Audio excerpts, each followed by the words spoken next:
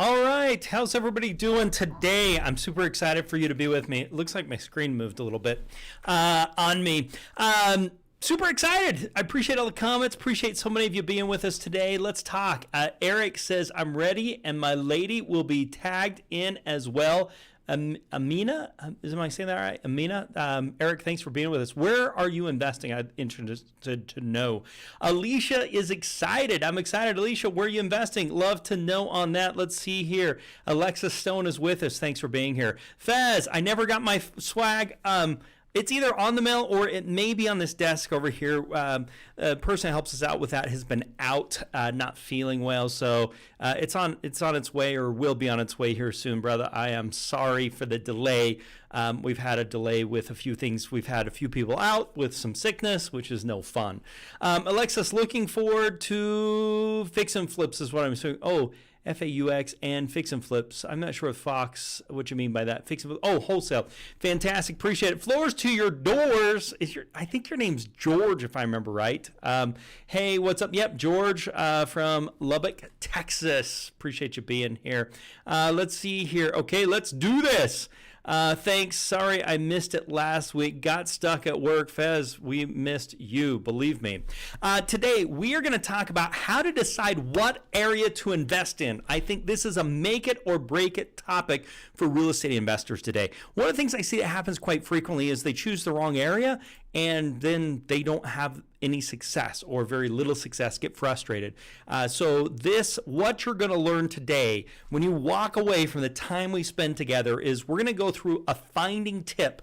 It's a new section that I've been adding. It's a way to find properties in today's market. And we're going to talk about involuntary liens. I get a question. How many of you know what involuntary liens are? If you do, type it in the comments. I would love to see that, what you think involuntary liens are and what that has to do with real estate investing. If you know, type it in the comments. I'd love to hear. We're going to talk about it. We're going to talk about what price ranges of properties you should really be going after, which ones you should avoid, which ones you should target. We're going to get into that in quite a bit of detail. We're going to tell you what's the wrong idea, what you shouldn't be doing. We're going to talk about what you should consider in deciding what the best area for you investing in. We're going to talk quite a bit about crime and how crime plays a part on this. And we're going to talk about how to target opportunities that are actually in these specific areas. So we got a lot coming for you today. Okay, and at the end, if you stay towards the end, I have a weekly giveaway. I'm going to give everybody an area report. It's a report on the area that they're looking to invest in. So stay until the end, and I'll give you a link on where you can go and get this free area report, my free gift to you to help you in real estate investing. This show is for entertainment purposes only. Before you make any financial moves, consult with a real estate professional, attorney, CPA, or other professionals who's an expert in the subject matter. Everybody's situation is different. There's not a one-size-fits-all approach or guarantee that works for all investors. DHM may receive payment for sponsorships, guests in the forms of books, giveaways, items, discounts, or other remunerations. As with anything in life, results come from education, following a system, hard work, and a determination to follow through until the end. Welcome. Please state your first name and the city you're investing in. If you haven't already, please state that. If you're watching this as a recording, you can always join us live Tuesday, 6 p.m. Eastern Standard Time, and you can do live. And the benefit of being live is you can actually ask questions and get feedback. Like we're seeing, Roche is from Georgia, and she's with us today. Brian Peterson, tax lien is an involuntary lien. Yes, sir, Brian, it is. It's one of a few. I like some other involuntary liens, but that's a great one to talk about, and we're going to get into that, Brian. Thanks for bringing it up. Chris from Paris, appreciate you coming all this way from Paris, Texas. Excited for you to be with us. Let's see here. Latoya from Philadelphia. Thanks for being with us. Brian from Mansfield, Texas. Appreciate it. Bobby BJ is from Atlanta. Thanks for being with us. We're going to start with our free swag. So today's giveaway, at the end, this person's already been decided, but this person, we're going to be sending them one of our killer, and these are super soft shirts. These are the next level shirts that are amazing. I flippin' did it. I'm trying to get that on the screen. Okay, so that's our I Flip and Did It. Do Hard Money. This is a little thing on the back. They're black. They're fantastic. We're going to be shipping out. We've already decided the winner with this. So we're going to be shipping that out. We're going to be shipping a stress house. We're going to be shipping a, what are these things called? Jump ropes, a hand gripper. We've got a water bottle, a sports water bottle. We've got a Do Hard Money mask. Everybody can use those. We've got a, what else we got in here? We also have a bottle insulator, and we've got a coaster. So we'll be giving this away at the end of today. The winner has already been decided. They're in the slides. We'll be talking about that here in just a minute. Now for next week, we're going to be giving away a winner for next week. So any of your comments, anything you do from today till next Tuesday, we'll put you up for a winner for this. We got a few things. So we've got another mask coming your way. We've got another I Flip and Did It t-shirt for next week. We also have our Financial Freedom workbook. This has a DVD, a USB. You probably can't see that well enough. All of this is going to be coming the way. This is what you're going to try and be the winner for next week when we announce the winner. We also have the thermos, the water bottle thermos thing. We've got the stretchy. We've got the, what is this thing called? The ice pack, the sports bottle. Anyway, all this is what we're going to be giving away next week. So the question is how can you become the winner of next week like Fez was a couple weeks ago? Let's talk about that. So we'll announce the winner at the end, but if you want to, well, first off, who wants to win the swag? If you're interested in the swag, please type it in the comments. I want the swag. And let me just jump over because we got a bunch. Maurice from Chicago's in the house. Thanks for being here, Maurice. George from Lubbock, Texas is here. Super excited. Floors to your doors. I think it's George. I'm trying to remember. Ronaldo want to start investing in Raleigh, North Carolina. That's fantastic. We've done a bunch of deals in Raleigh, North Carolina. Let's see. Doug is with us from Detroit, Michigan. Appreciate you being here, Doug. And Sean is here from Jersey. Jersey's in the house. Sean's the only one that wants the swag. He's the only one that's put in I want the swag. That's a good start for you, Sean, because this is how you actually get the swag. You ask great questions. You give positive feedback. You comment on the recorded video. This is a big one. And you have high interaction, asking questions, being part of this. That's what I'm looking for. Oh, wow. Looks like I got a few more. Latoya, I want the swag. BJ says, I want the swag. Fantastic. Chris, I want the swag. Chris from Paris. Love it. Yeah, keep it coming, guys. That's what I'm looking for. And questions along the way because I want to answer your questions. I want you to get something out of this today. I want you to take one thing that we talk about and implement into your life, into what you're trying to accomplish for financial freedom, for cash flow, for growing, for fix and flips, whatever the case is. Take one thing and take massive action on it. That's what I'm looking for. And at the end, next week, I will choose one person, just like we're going to announce last week's person at the end of this live cast. I'll announce this next week's person at the end of next live cast. So let's keep it coming. And thank you for your comments. If you have not gone on to our YouTube channel and put some comments on there, please do. It means a lot. I'm really interested in what videos you like. I'm really interested in the feedback you have on that. So Furman said, thank you for this. I appreciate that. Melanie said, done, new subscriber. I super appreciate that, Melanie. Really appreciate you being with us. If you like these live casts and you want to see them continue, I really need your help. As you can imagine, these are a lot of work. It takes a lot of time to put prep into this. We have to put it together. We've got to have the studio. We've got to be recording. All the stuff's got to come together on this.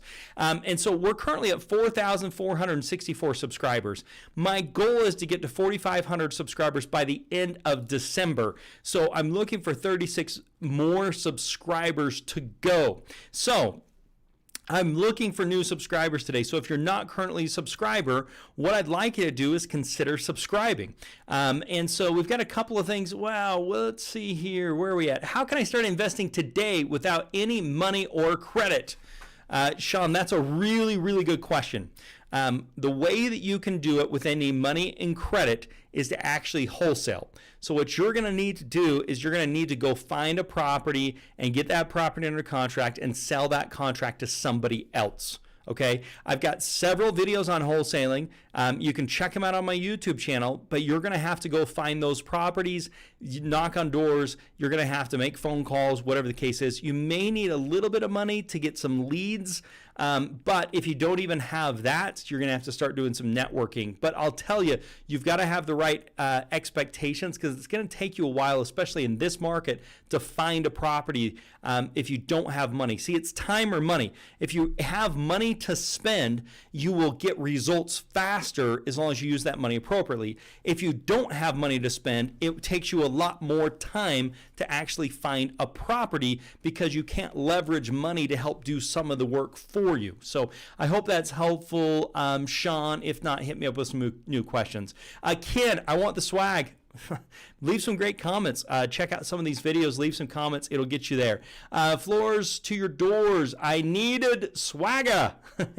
You've probably got some swagger if you're a floor guy. Ronaldo, what is the swag again? You want me to go through it all again? I just went through this whole box. We've got all kinds of stuff. We've got the shirts. We've got the I don't know. We got all kinds of stuff. Just hit rewind once the recorded video comes out, Ronaldo, and you can watch that. Bobby, BJ, with the hot sellers market in Atlanta, has the LTVs level changed for hard money? I think so. I don't know if you're talking about us specifically or if you're talking about in general. But I think what's happening, as you see values going up, I don't think that the loan to value necessarily needs to change, because think about it. If a hard money lender is lending 70% of $100,000, they're going to lend you $70,000.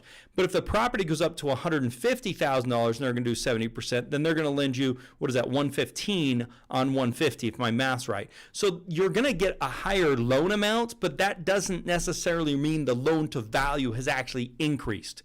I hope that makes sense. If not, hit me up with some more questions. But I think you're going to see the loan to value. But I do think a few hard money lenders are considering going up to 75% loan to value. But if you are having troubles with loan to value, something you can do is combined. So we have a thing called 17 ways to get little to no money down investing. That was part of one of the live casts that I did recently. If you haven't seen it, go check it out. It's on YouTube now. I hope that helps for your question, BJ. If not, hit me up again. Sean, just subscribe.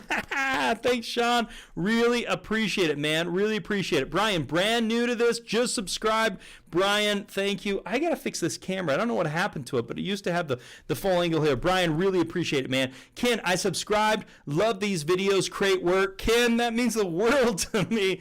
What's your favorite video you watched so far? Put it in the comments. I would really love to know that. Sean, very helpful. How do I get them under contract? Yeah, Sean, great question. Sean, were you the one that was no money? Are you looking for no money, or with no money, no credit? I mean, it's definitely harder, but what you need to do is find opportunity. So I'm going to show you how to go after, show you how to go after a certain aspect of it. But one of the ones you may want to consider is I have a whole live cast that's on MLS Sniper. That's something you could consider. So what you've got to do is find a target market you're going to go after. So you're going to go after bankruptcies. You're going to go after real estate agents. You're going to go after listed properties. You're going to go after off-market properties. You've got to figure out which properties you're going to go after. And then if you don't have money to spend with postcards or anything else, then you have to decide, go knock on doors. So I'll give you a perfect example here, Ken, or Sean. I've got a buddy that does foreclosures. So what he does is he gets the list of notice of sales, and he goes and knocks on the doors in the evenings of people that have a notice of sale, and then based upon that, then he asks them if they'd be interested in selling their property because it's going to get foreclosed on, and then he actually has them sign up. Now, right now with the COVID situation, it's not as easy right now because not a lot of foreclosures are happening. That's supposed to be lightening up here in the next little while, but that's just an example, and there's lots of them. And if you're a subscriber to the channel, you'll be seeing other ways that you can do that. I hope that helps, Sean. If not, hit me up again. Ken, I'm in New Jersey, but want to fix and flip as well as wholesale somewhere else. I'm a DHM member. Can I do this virtually with you guys? Absolutely, Ken. We got you. We're going to talk about this a little bit. My perspective is always start close and work your way out. One thing I would challenge you on, Ken, is we do a lot of deals in New Jersey. The big key is having somebody there that can manage the rehab and make sure it gets done appropriately. That's the big thing you want to be looking for. Ken Rigby, wholesaling. I think you're replying to Sean's questions up above. Sean, yes, answers your question. Great. Keep them coming, guys. This is what we want. This is what I love to do, is answer these questions. BJ, sellers are selling houses for full price in 2 days on the market. It's super hard to find. BJ, you do not want to go after homes that are on the MLS. I'll tell you right now, if you're doing that, you are not going to get the success you're looking for. You want to be going after properties that aren't listed on the MLS. That's my thing right now. Don't go after listed properties. Listed properties are not going to get you where you want to go because it's super competitive. Competition drives prices. I totally agree with you, BJ. I'm going to show you how one of the ways to find properties with involuntary liens, and you can go after properties that aren't listed on the market, and you can go after those people to see if they'd be interested in selling your house. You got to get ahead of the curve here. And once it's on the MLS, write it off. No sense in it. I mean, occasionally you'll find an MLS deal, but don't bank on it. Okay, Burr, watch the most. Oh, Roche, you like the Burr video. Fantastic. I'm glad you like it. Ken Rigby, okay, that's good to know. Fantastic. Full price offers are way above asking price. Yeah, absolutely. If you're, again, Alexander, are you talking about MLS properties? If so, yeah, I mean, people are going to pay crazy amounts. My wife's a real estate broker. She's had offers for $10,000 more than the highest offer, or $10,000 more than any other property. You know, so much. People are willing to pay crazy amounts. You've got to go after properties that aren't listed on the multiple listing. And BJ is on board. Cool. Let's go. That's what we're doing. So every single day on our YouTube channel, I'm putting out a new video. It's a quick little 5-minute video, sometimes 3, sometimes 7. It answers a specific question: average profit on a flip, how to buy a house with no money, large or small down payment, the downside to an FHA loan. We're doing that every single day. We're coming out with something that you can watch. It's just a little snippet of something you need to do. And then weekly, I'm doing these live casts where you can ask questions. We come up with a subject that can be very helpful to you. So please give us a thumbs up on the videos. It makes a big difference. It helps us with YouTube. Hit the subscribe button and also hit the bell notification. It'll notify you anytime that I'm going live. Our YouTube channel is called Do Hard Money. DOHRDMONEY is our YouTube channel. Leave a comment on the recorded video as well. That's just a little secret for anybody that wants to win our swag box of the week. That could put you over the edge versus somebody else, but the comments that you're doing today makes a big difference. And lastly, tell somebody else about our channel. It makes a really big difference. I really appreciate the feedback from that. It's the biggest compliment you can give me if you like it, is sharing it with somebody else. Okay, like we do every single week, we're going to give a quick little real estate market update. What are we seeing in the real estate market? As I'm doing that, if you can give me some comments, what are you seeing in your local market? I mean, I know what BJ is saying, things are going really fast, selling in 2 days, absolutely. What are you seeing in your market right now? Give me some feedback on that. The real estate market update. Builder confidence hits another all-time high in October as the index rose 2 points to 85. This is the beginning of heavily supported by low interest rates. As mentioned earlier, the housing market is hotter than Phoenix. In the middle of the summer, existing home sales are up 9.4% in September. NAR's National Association of Realtors, Yoon, who is one of their chief economists, says that it expects winter housing market to be very brisk. So he's expecting it to just continue. Realtor.com says homes sold in 53 days in October, 13 days faster than September. We're waiting for more data on November and excited to get that out here. This is the first time the pace of sales has sped up from September to October since 2011, signaling buyers face tough competition. That's what we're talking about here, guys. BJ's talked about this. Hey, I'm having a hard time finding a property. Well, the reason is everything that's on the market is going way too fast for way too high of a price. And besides that, if the property's listed on the MLS where somebody can just go buy the property, you're going to have tough competition. Even if it needs work, there's a lot of people that want to just go find a property on the MLS as an investor. Well, if that's your strategy, you're competing with millions of other people that have access to it. You're competing with people in other countries that have access to the MLS that may be making offers for a rental property.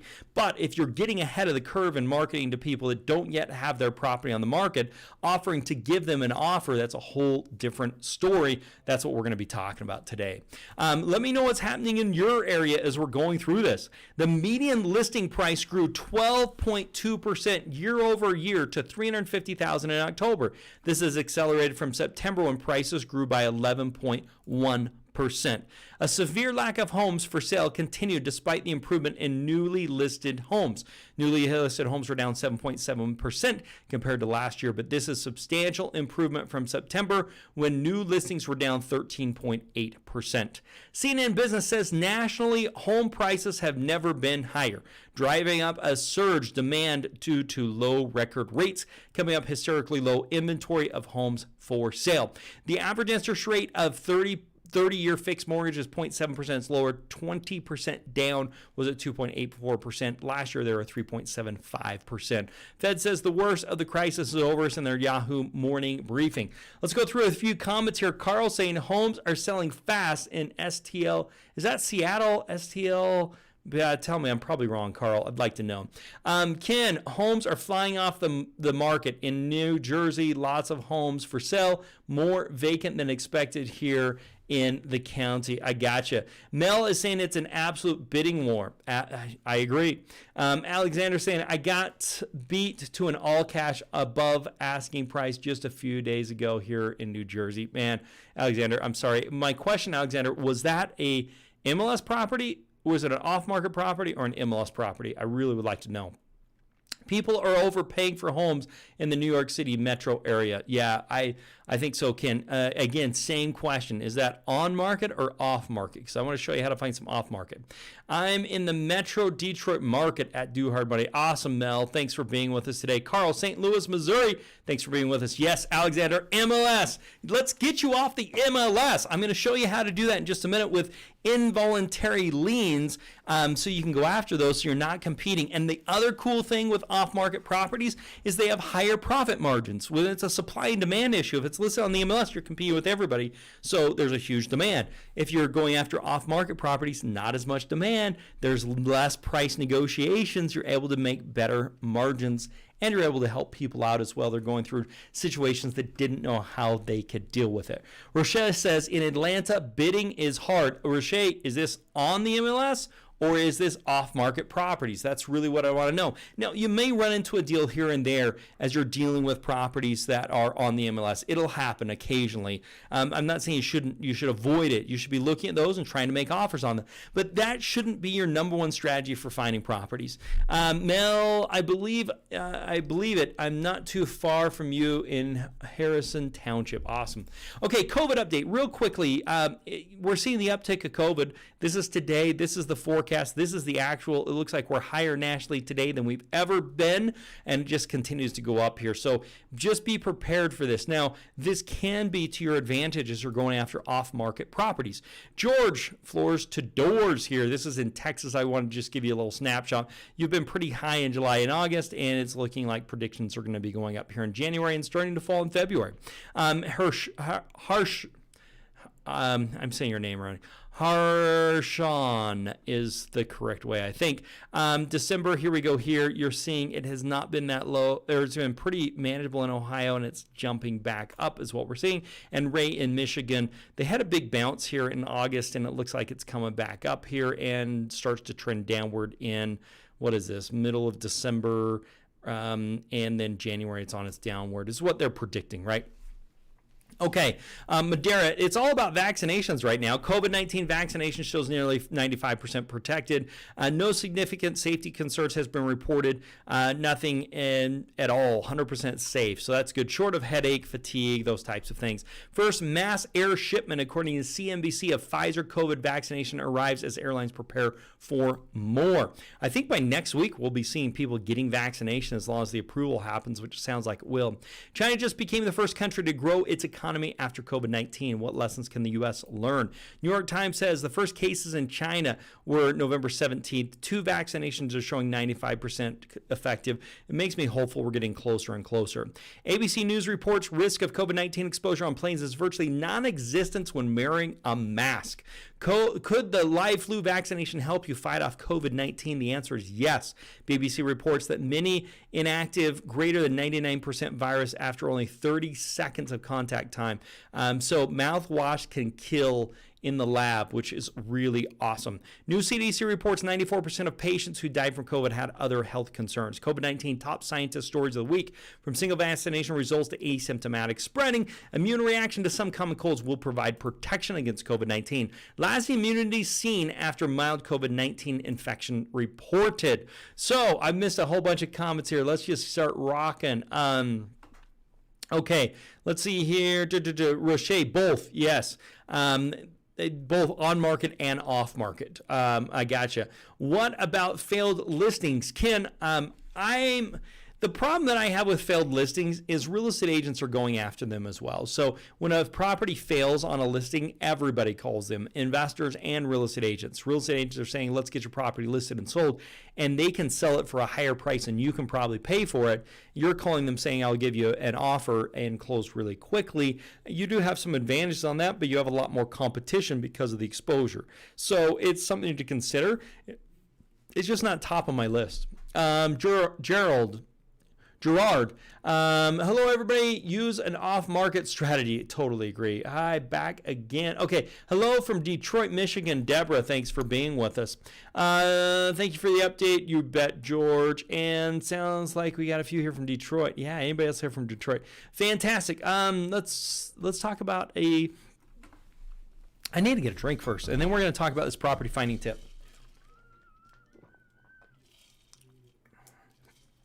Okay, so we've been talking about off markets.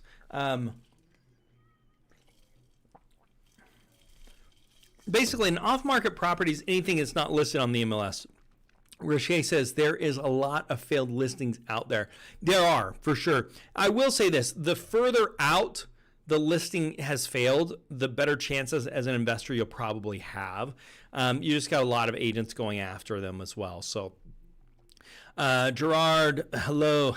Nice you're here. Property finding tip. Let's talk about this, okay? We're talking about involuntary liens today, okay? What is an involuntary lien? I asked and somebody had it. They brought up taxes, property taxes, but an involuntary lien is a voluntary lien is when you give permission. Hey, I'm okay with you putting a lien against my house, right? So you can put a lien against my house. That's a mortgage, a loan, that type of stuff is going to be a voluntary lien. A mortgage, a line of credit. An involuntary lien is put without you agreeing to it, okay? So for example, this got brought up, tax liens. Property taxes are not paid. They become a tax lien. That's an involuntary. These typically are paid as part of a loan escrow, but not always, meaning when you make your payment, it pays it, and if not, then they put a lien. If so, the mortgage company will typically pay it and then bill that to you, but tax liens are one. This is one that people don't think a lot about. This is HOA liens. HOA is a homeowners association. If you don't pay your fees to the association, they can lien the property. This is a really good one. Mechanics liens. This is good for a few reasons.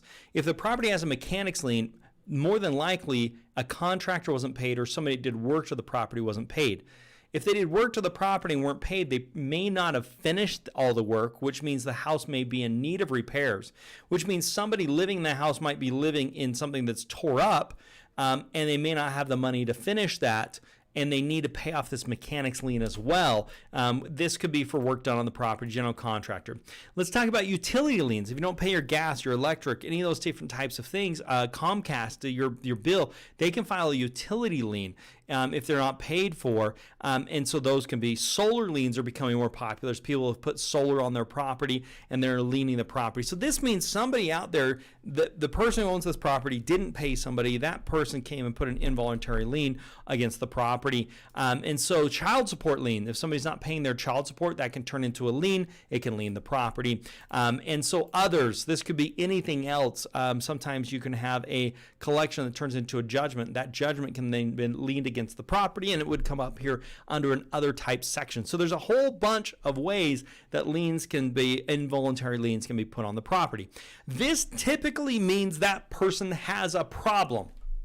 Because if they could pay the bills, then there wouldn't be a lien coming, or there's a problem with the property, there's a problem with them, there's a problem. If they cannot pay for the utilities, then they may need to sell their house, and more than likely they do need to sell their house if they're running into a problem like this. But this alone is not enough. Just because they can't pay their bills, just because they owe on child support, just because they owe money on an involuntary lien, a tax lien, they may owe money on utilities, whatever the case is, that alone doesn't get you there. Let's think about that. If they owe $150,000 on their property and their property's worth $100,000, that's not going to help you at all. You can't help that person. But if somebody has the mechanics lien, they have to have some equity. There's got to be an opportunity for me to help them, right? So also, if there's an involuntary lien and it's only for like $200, they may not be in a bad situation. Meaning, if the lien's only for $200, then they probably can pay that. So I like to look at things that are $5,000 or greater on involuntary liens.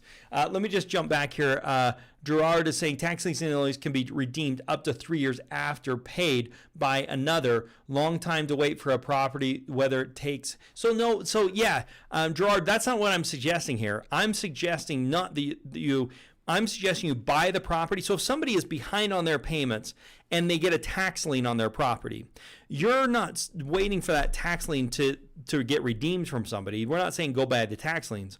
What I'm saying is contact the owner of the property and say, hey, owner, you're not able to pay your taxes. Somebody else paid that for you. You now owe that, plus you owe the loan. Rather than dealing with this, just sell me the property. I'll give you some cash. You walk away from the property. That then pays off the person who paid the tax liens. You now own the property. We get title insurance, and that tax lien's all paid for. Does that make sense, Gerard? I want to make sure we're on the same page here. We're not suggesting you have to wait for 3 years. We're suggesting you go buy the property, and in doing that, you pay off the taxes. You pay off the person that did that bought the tax lien. I'm not saying you should go buy tax liens. Involuntary liens, I'm looking for $5,000 or greater, meaning if they own a couple $100, it's probably a mistake. They probably can round up the money and figure it out. But if they owe $5,000, if they owe $10,000, they're probably not going to be able to make that happen. And so I want to actually go after those people. Most people can come up with a couple $100. I also want to go after single family houses. I want to go after properties that are not listing on the MLS. And this is really the kicker. I want to make sure there's $50,000 more of equity. That's what I want to make sure. So how do we do this? Now, before we do this, Gerard came up with a couple things. Work a possible short sale, much better way to go. I totally agree. If you don't know, I wrote a book on short sales, the most powerful secrets to getting short sales approved. It goes step by step how to get a short sale approved with a bank. If you're not familiar with that terminology, what it means is the bank is taking short from what they're actually owed, and they're doing that because they think it's going to be cheaper than foreclosing completely on the property and turning it into an REO. So if somebody owes more than what the property's worth, in most cases, that property, they have to be behind on payments. A bank isn't going to look at that short sale unless they're behind on payments. If they are behind on payments, you can start working a short sale. It is a long and lengthy process. It's probably a conversation for another day, but we may be having this conversation in January, depending on what happens with defaulted, because we've a lot of people, because of the CARES Act, were able to not have to make their mortgage payments for a while. That is set to expire in December, and so payments will start in January, so we're wondering what's going to happen. We're going to be talking more about that next week, more than likely. So I hope that's helpful. So back to this, these involuntary liens. How do we do this?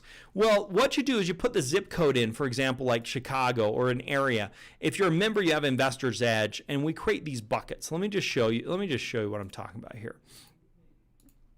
Okay, let me just pull this over. So basically, guys, this is what's happening. Let's get this search going. So let's just, I'm just redoing my Investor's Edge. Come on. Okay, there we go. So I'm just going to come here, and I'm going to put Chicago. Maybe my computer's freezing. There we go. There's Chicago. Okay, so here's what's basically doing. So one of the things that we've done is we build all these buckets for our customers.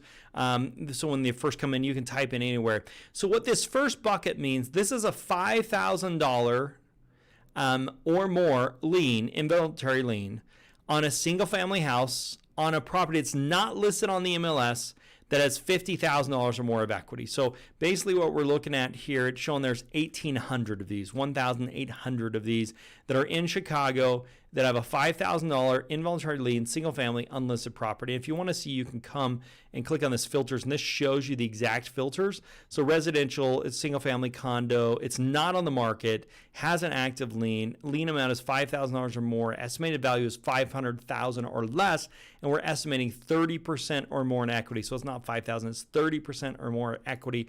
And look, you can see all these properties just right here. And then what you can do is you can build a list. So you can take these properties and you can click on them. You can add to a list. So we're just going to say, and I'm going to create a new list, and I'm going to say this is the live cast Chicago, Illinois involuntary lien, and blah, blah, blah, blah, blah. I can do whatever I want here. I'm going to then save that, and then based upon that, now what I can go do once it saves, so it saves 720 because it got rid of any duplicates that may be there. And then I come here to skip trace. So I only need to skip trace these guys if I want to call them, or I want to voice broadcast, or I want to email them. So I can come here to skip trace. You put in phone numbers or 25 cents each, 30 cents for phone numbers and emails. You can do emails, you can do phone numbers, or both. I've got 700, so I'm going to get a little bit of a break if I'm over the 500, and I go through, put my payment, confirm. And with this, by the way, with the skip tracing, you only get billed for what they're able to find a phone number for in the skip trace provider. So we use a service for this, and so if they're able to get a number, great. Now that doesn't mean the numbers are all perfect. They're going to give you the best phone number they can for that person, and as long as they're a working phone number, you're going to get a charge for that. So anyway, you can come in and you can do a skip trace, and it'll actually tell you what the phone number is for. This was a skip trace that I did. This is the phone number for the guy. I don't know if we got an email on this guy or not. So anyway, I don't want to show too much on that. And then what you can do is you come here and you can run campaigns.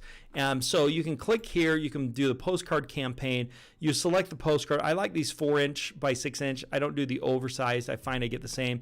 I like to start with a pre-designed template. So we come in here and update templates for you, so you don't have to deal with that. You can see we've got some new cool ones in here. That's actually for a realtor. This is good or bad ugly houses wanted. Select it, and good or bad ugly houses. You can put your information in here, and you can come in and type whatever you want to type in. So you can change this, put your phone number in, all that type of stuff. Then you hit a button and boom, it sends them all out for you. The other thing that you can do is do a voice broadcast. So if you've done the skip trace, you can come and do a voice broadcast.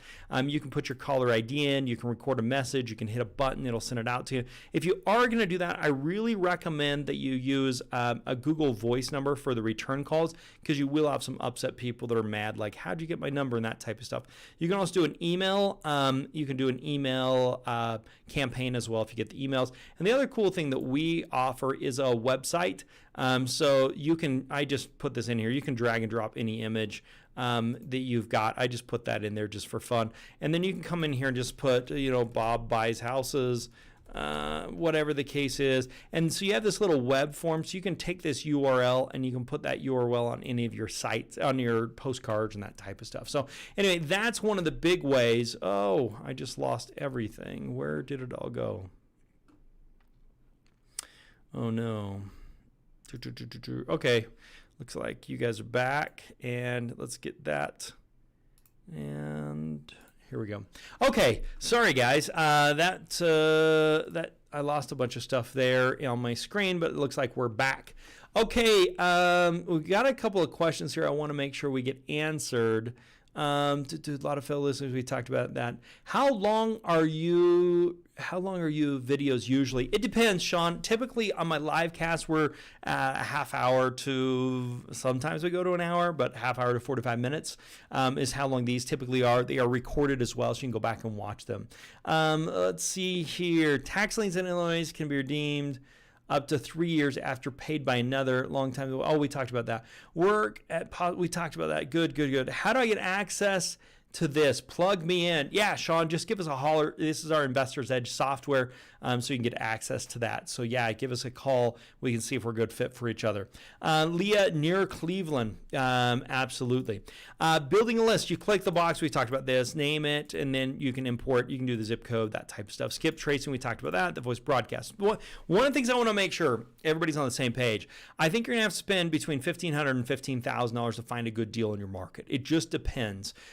So if you're in Ohio, you'd probably be closer to $1,500. If you're in California, it's probably closer to $15,000. And this is in marketing costs. But you should get $30,000 to maybe $100,000 in profit, depending upon where you're located. So if you, back to, I think it was Sean's question, if you're going to do some sweat equity on that, you're going to have to do a lot more than $1,500, because $1,500, if I spend 50 cents a postcard, I'm getting a lot for that. So you can translate that into how many doors you need to knock. One of the things that I've done, I've created what's called your next deal blueprint. It's something that we give to our members. But the next deal blueprint, basically, you can put in your personal situation if you want to spend money on marketing or not spend money on marketing. And it will do a blueprint for you of saying, if you do this each week and different activities on finding strategies, then you'll end up with a deal in this time frame, right? So you can say 3 months, 6 months, 2 months, and then you can say, I want to spend money or don't want to spend money. And it'll basically give you homework assignments of what to do in order for you to find a property within a specific time. Now, that's not a guarantee, but it just gives you some statistics based upon industry averages to give you an idea. And obviously, it could happen tomorrow, or it could take even longer, but it gives you a great idea. So if you're not utilizing that, you're going to want to get your hands on it. It's called the Next Deal Blueprint. I got to grab another drink, guys. Okay, we talked about that. Ken, when it comes to Investor's Edge, do you use a hard 50K minimum on equity, or are you putting in a percentage, say 30%? On that one, I did 30%. So our pre-save filter, which I have no idea what screen that disappeared to. Oh, here it is. On that pre-saved filter, we are actually using 30%. I go back and forth of $50,000 of 30%. Keep in mind, Ken, this number, so you can see right here, we're using 30% or more of equity. But if you come down here to equity, see 30%, you can also just do estimated equity and change that to just $50,000. Let's just see here, and let's get rid of this estimated equity. And let's just see what that does. Let's just cancel that. So that gave me a few more properties, 26 more properties. So, you can play with that and see what that's going to do for you. But $50,000. Now, keep in mind what we're using all these. Let's just grab like this property, for instance. This is just basically the comps in the area. Last year's value, estimated value of 221. I'm sorry, this is comparables, 243. This is an AVM, an automated value management, which is basically a computerized way. Now, banks use this for lending, so it's fairly reliable, but it's not exact. And this is based upon the comp. So we're saying this is worth somewhere between 221 and 242. And then we're looking at public records and saying, what do they have a loan for? They have a loan for $125,000. They've had the loan since '99 in this example. So we believe there's $94,000 worth of equity. Is this accurate? No. Absolutely not, because it's impossible to be perfect with this without seeing the property or anything else. Even then, it's always an educated guess.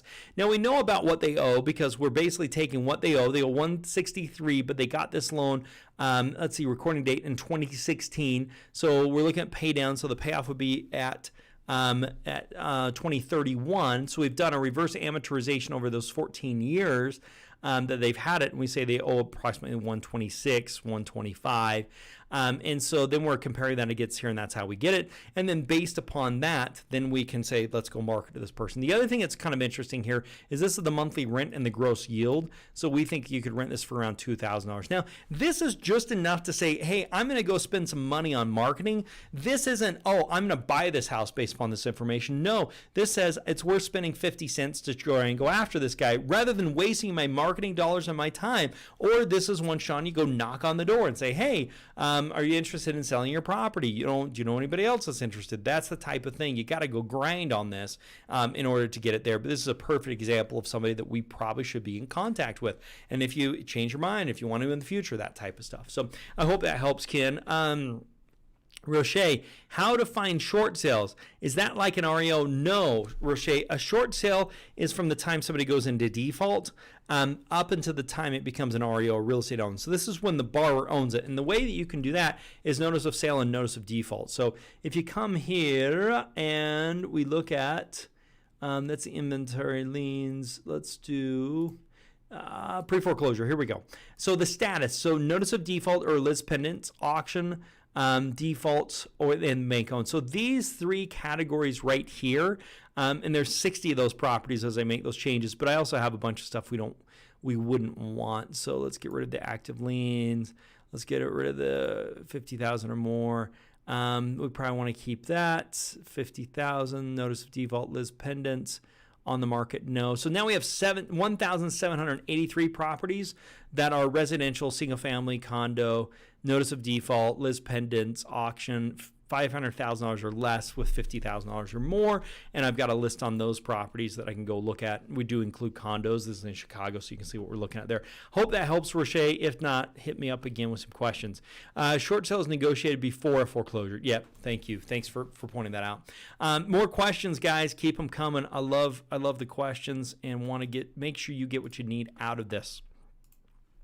Okay, we talked a lot about, hey, you're going to have to spend time, you're going to have to spend money, you've got to plan on that. This is one of the biggest mistakes I see a lot of new investors is they think it's just as easy as hire an agent. The agent finds a property and you end up fixing it up and selling it, making money. No, you make your money by finding good deals, and you've got to invest a lot of time in doing that, or you got to invest some good money in doing that. You've got to invest in your skill sets, and then you're able to find those properties, and you've got to work at it. It's not just fall in your lap. It's not HGTV. So I hope that's really helpful. We're going to jump into how do you decide what area to invest in is the next segment we're going to talk about here. If you've got questions, hit me up on them, and we're going to get going.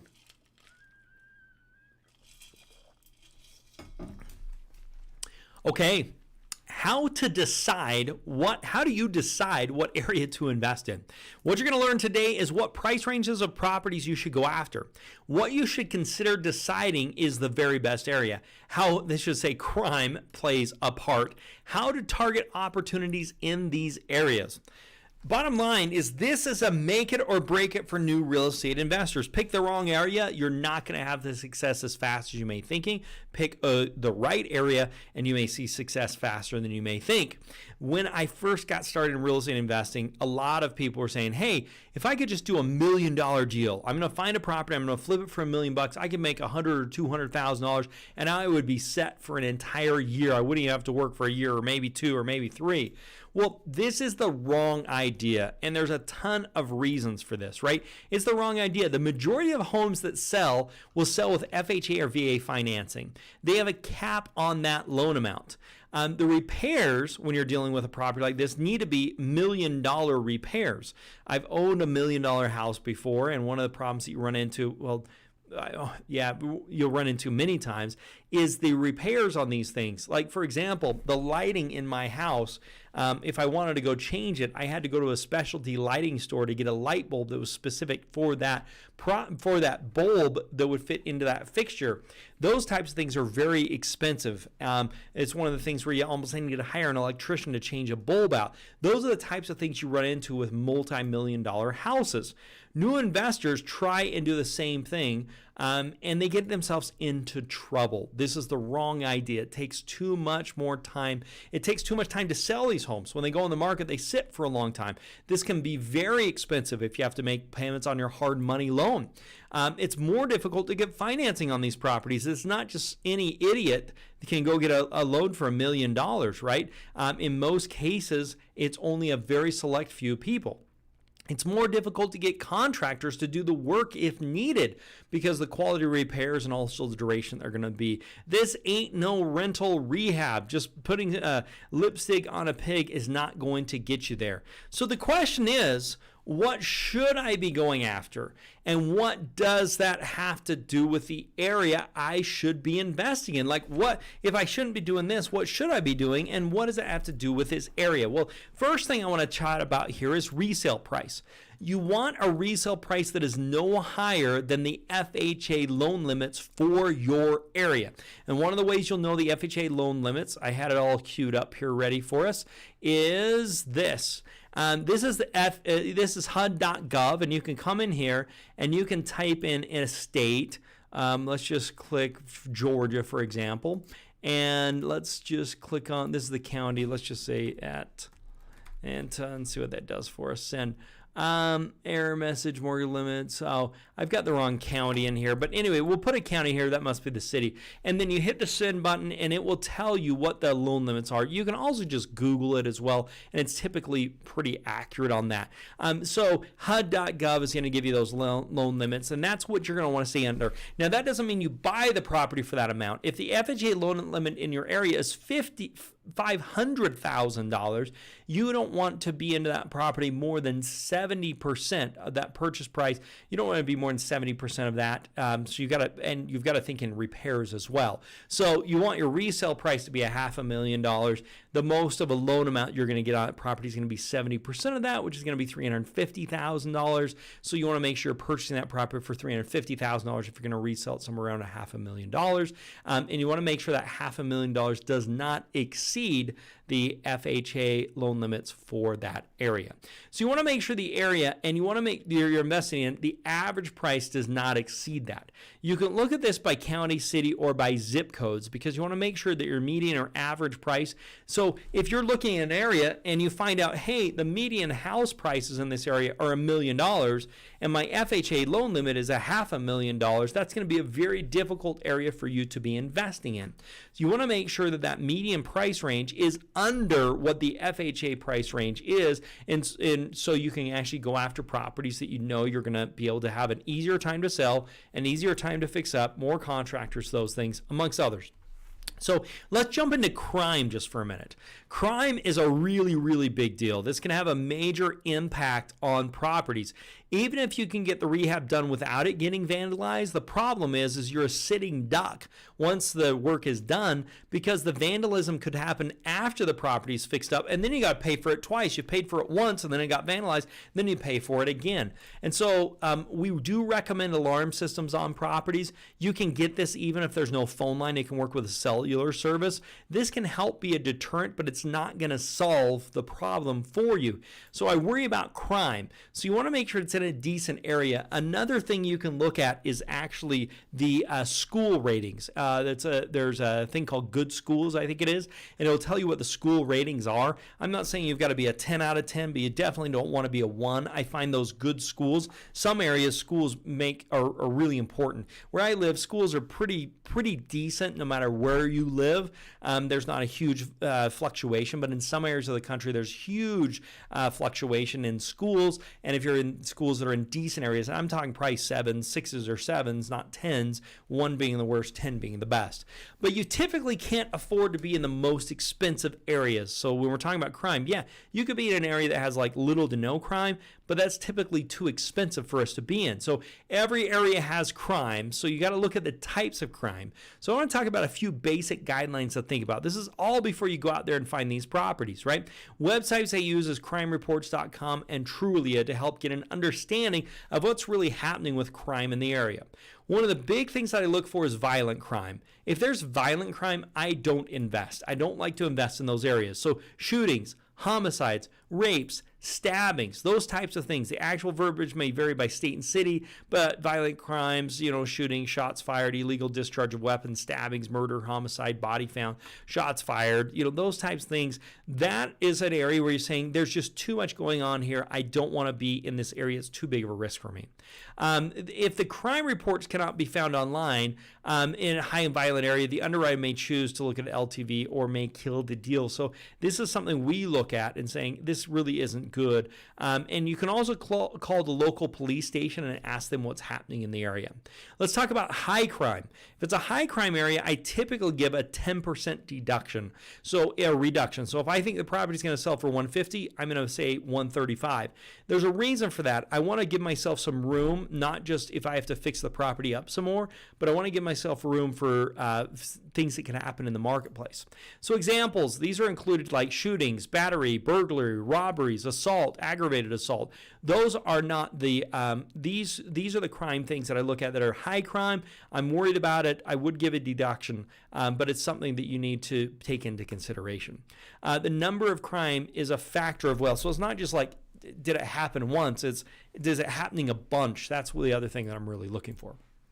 Okay, let's talk a little bit about moderate crime here. Moderate crime, I typically give a 5% reduction. So if I think it's worth 100,000, I'm going to say 95,000 to give myself some buffer if I run into a problem. This is probably where the areas you're going to be living in is kind of this moderate crime. So this could be vandalism, traffic violation, drug possession, shoplifting, domestic disturbance, DUIs, complaints. Those types of things is what you're going to be looking at when you're dealing with that lower crime. Also, a few other things to keep in consideration is proximity to commercial properties. If you're right next door to a commercial property, if it's visible, I like to give a 10% deduction on that. So if it's worth 150, I think I'm going to put it to 135 based upon this proximity to commercial. If it's not visible, but it's within a few blocks, I typically give a 5% deduction because it could have an impact on my ability to resell the property. This could be cemeteries, office buildings, industrial, manufactured, warehouse, strip malls, power centers, retail centers, motels, extended stays, apartment complexes, high-rise buildings, infill lands, gas stations, power plants, sewage plants, water towers. Any of this type of stuff is going to have an impact on my value, and so I typically am going to give a deduction on that. The other thing that I'm looking for is the percentage of owner-occupieds in the area. I want to see that owner-occupieds are about 60% or greater. One of the things that I find is a high rental neighborhood, the only buyers that want to buy there are landlords, and landlords are looking for a great deal, and if they're looking for a great deal, they're not going to pay me top dollar. I really want to be selling to homeowners because homeowners get emotional, and homeowners will pay top dollar on property. So I'm looking typically for 60% or greater. In the end, I just asked myself this question: would I let my wife or daughter walk down the street alone at night? If the answer is yes, that's an area I'm interested in investing in. If the answer is no, it's not an area I'm interested in investing in. Now, can there be money made in some of these neighborhoods? Yes, but the risk ratio from my perspective is not high enough to make it worth doing. So that's the question I'm typically asking myself. Let's talk about a few other things like railroad tracks. If there's a cargo train within a quarter mile, commuter train visible, those types of things, I'm looking at a 5% deduction. Again, if the property's worth $100,000, I think I'm going to say it's worth $95,000 because I'm going to give a $5,000 deduction. If it's a commuter train within 4 blocks, I don't give any deduction. Busy streets. I usually give a 10% deduction if it's a really busy street. If it backs a 45 mile an hour, if it's on a 4-lane highway, on or backs a 4-lane highway, if there's double lines, if it's 45 mile per hour street within a block or two, I'm going to give a 5, maybe 10%. Those are things I'm looking at when I'm doing this. If it's over 4 lanes with 1 to 2 blocks, those are things I'm looking for. Now, rural properties. This is a big concern, especially if it's on a dirt road. So gravel roads, we like to find out from our evaluators, but this is common in the area. If it's common, then we can move forward on it. If not, I recommend that you don't. Far from town, if you're not close to a town, all shopping, major conveniences, if it's more than 5 to 10 minutes away, this can be concerning. So you got to be careful with that. Neighbor properties or agriculture or farms, that's concerning as well. You've got to be careful with that. And if the lot is larger than 1 acre, you've got to be careful with that as well, because it's typically indicative if it's a rural property. One of the things, if it says it's like Highway 133 in the address or highway number whatever in the address, it's something to be concerned about. It probably means that it is a rural property. Excuse me. Okay, boarded up homes. Let's talk about boarded up homes. Boarded up homes is basically where they've taken sheeting and they've put it on the windows and doors so people don't get into it and they don't want to get the windows broken. That's concerning. It means it's probably a high crime neighborhood. It's concerning there's vandalism in the area. I typically say if there's homes that are boarded up like that, you typically want to take a 5% deduction. If there's one on the same street, you typically want a 10% deduction, meaning that this is an area you've got to be concerned of. If there's 4 or more boarded homes, it's not something we want to lend in. It's not something I recommend that you do investing in that type of area, and our underwriter is going to make a look at that. Age-restricted communities. This means that it's 55 plus in an age-restricted community. This is concerning because you just don't have as many buyers. So I'm not a big fan of age-restricted communities. So as far as area, I like to start close to me and work my way out. I want to invest as close to me as possible. If I'm not able to because of price, because of area, then I start working my way out. And then based upon that, where is an area that would meet the above criteria that we've kind of been going through. And if I can't, then I look further away. So then I say, hey, what's the next closest place where I can actually find that property? I drive the areas, I look for the city that would be the best fit and the criteria. And then I use Investor's Edge to help me target potential homes that are in that area. I probably should show this. One of the things a lot of people don't know that's really cool with Investor's Edge, let's just see here, is the analytics portion of this. So with the analytics portion, what I can do, I can look at values trends, and I can actually see values and what's happening. This tells me values, MLS stats, all this type of stuff. And then I can come into here and I can look at analytics. I can change this to 6 months. I can look at price. I can look at days on market. I can look at average rents, and I can do that all the way down to zip codes. I can look at sales trends data, which actually helps me determine what area I should actually be investing in. And that's a big help to me in deciding which areas I should be in and why I should be in those specific areas. So you want to make sure you take advantage of that, especially if you're one of our members. If this has been helpful, if you're interested at all, we have a find, fund, flip system. We have dozens of hours training. We have deal finding software. We have access to our 100% financing loans. You go to dohardmoney.com/get started. dohardmoney.com/get started. It's called a find, fund, flip system. It also does include our Investor's Edge software. So check it out if that's of interest to you. We'll post a link on here as well. Alicia said, Roche says, thank you, Ryan. You are welcome. Let's see here. Roche, you said Fulton is considered downtown Georgia. Oh, sorry. Okay, I got you. I appreciate it. Alicia says, good information. I appreciate it. Deborah says, God bless you. Same to you. I appreciate the nice comments there. Now, I promised this at the beginning. If you guys want a copy of a free area report, we will send it over to you. Just go to dohardmoney.com/area-map, and we'll send you an area report for an area that you're looking at. Just go ahead and fill that out. We'll put that in the comments as well here as a link that you guys can check out. Highly recommend it. If you enjoyed this, please subscribe. Click on the thumbs up, the subscribe button, the bell notification, leave a comment, and please tell somebody else about it. Don't forget to get a copy of that area report. We'll post that in the comments as well. I'd also be interested in future topics. What would you be interested in me talking about for future live casts, or also just for videos? By the way, when you watch those videos, if you'll put in the comments what you would like to see for future videos, I'll make videos around those. So put it in the comments. But any of these you'd like to see, type them in the comments right now, and let me know what you're looking for, because I would love to give that information to you. Brian Peterson says, thanks, Ryan. Appreciate the info. I'm glad you liked it, Brian. Hopefully it was you can take something and go do something because of it. You can take action is really what I'm looking for. And like Brian, if you liked this live cast, check out Income Hacker. It's my podcast. I think you'll really enjoy listening to it. I talk about it. Please share it with family, friends. You can listen to it anywhere where you can listen to podcasts, iTunes, Spotify, Stitcher, you name it. We are there at Income Hacker. Let's say Latoya says, thanks, Ryan. You are very welcome. Okay, it's time to announce our winner for the week that's getting the shirt and everything else that we talked about. Our winner for the week, we need a drum roll, please. Here we go. Furman Garcia. Furman, thank you for being with us. Thank you for being our winner of the week. What I need to have you do is send us an email, support@dohardmoney.com. Type in the body or subject swag winner. Give me your screen name or your real name. Give me your mailing address. Give me your cell phone number, and then we'll get that free swag sent out to you. Okay, all those participating. If you want to find out if you won next week, whether you're watching virtually or whether you're watching the recording, join us next Tuesday at 6 p.m. Eastern Standard Time. Next Tuesday at 6 p.m. Join us. We'll be announcing the winner. Zan has a question. Do you feel there will be more foreclosures nationally in 2021?